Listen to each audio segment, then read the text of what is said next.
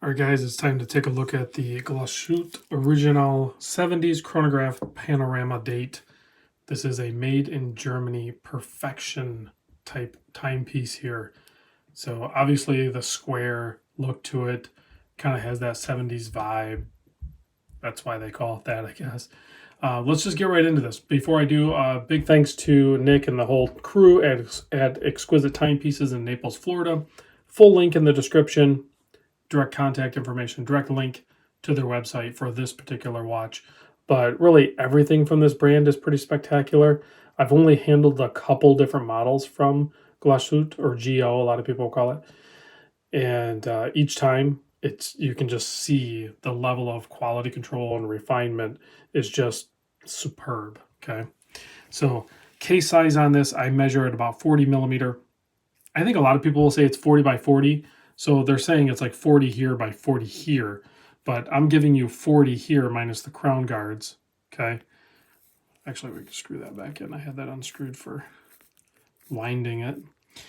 The lug to lug, now because it's an integrated style here, I just measured this centerpiece because that doesn't move, and I measured at about 50 millimeter. The thickness, only 14 and a half. I know it's thick, but the reason I say only is, guys, this is like an incredible movement here. This is an automatic panorama date chronograph with a 30-minute and a 12-hour counter plus a power reserve indicator. So yeah, the movement's going to be a little on the thicker side. Plus there's 65 joules in this thing. That's got to be, that's getting up there. That might be the most joules I've seen in a movement on the show. I don't really keep track of that stuff, but that seems like a pretty high number. So anyway, 14.5 millimeter thick.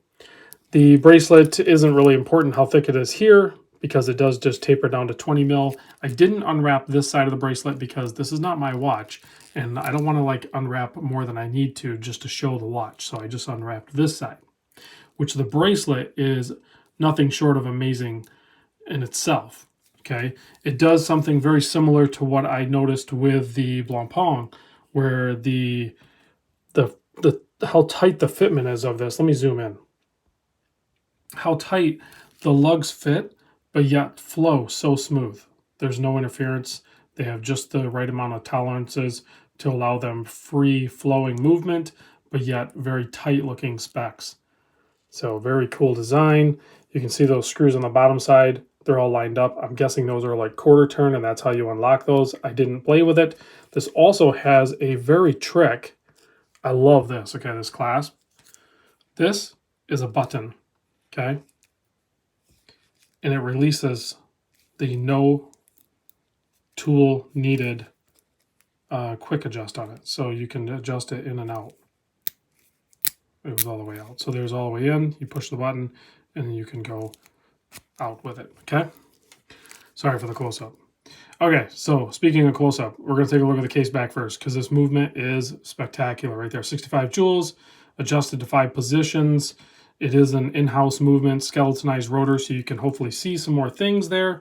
You do have a column wheel on this thing. You can kind of see it up there. See it right there? I just kind of put it in the light. That thing right up there. So that's how the chronograph works. It works off the column wheel. It's a nice, robust design, long-lasting. It's a swan neck regulator that helps with getting a very accurate regulation on it. Just a beautiful movement overall.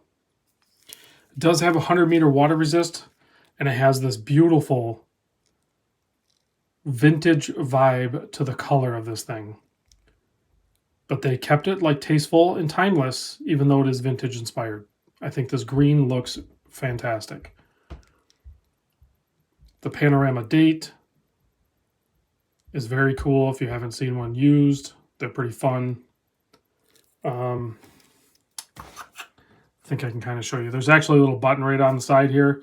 You just use something that doesn't mark it, like a wooden toothpick or a plastic spike. See how the date rotates though?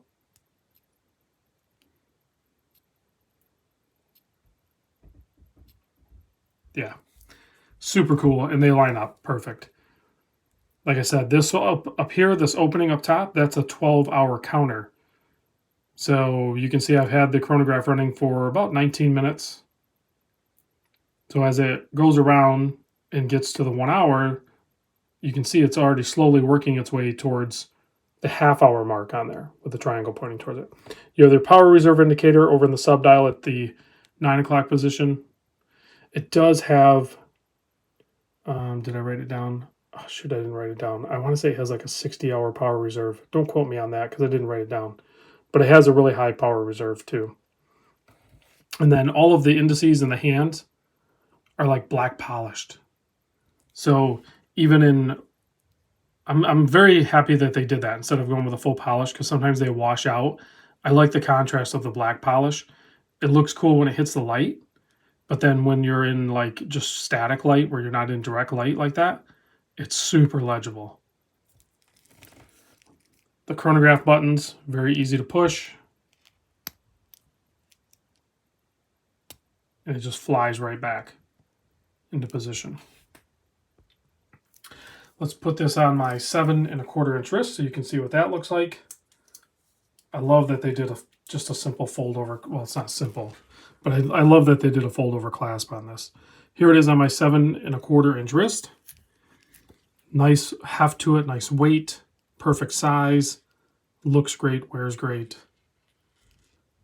Quite the piece. Probably didn't mention this early on, but it does come with a hefty price tag, as you would expect for something like this. It is $14,600, but you're getting an incredible watch for that. Let's kill the lights, check the lume. And again, big thanks to the entire crew at Exquisite Timepieces. Get a hold of Nick, let him know that I sent you. There is a look at the lume. Plenty of lume to be able to tell the time on this. Thanks for watching, guys, and I'll catch you on the next vid.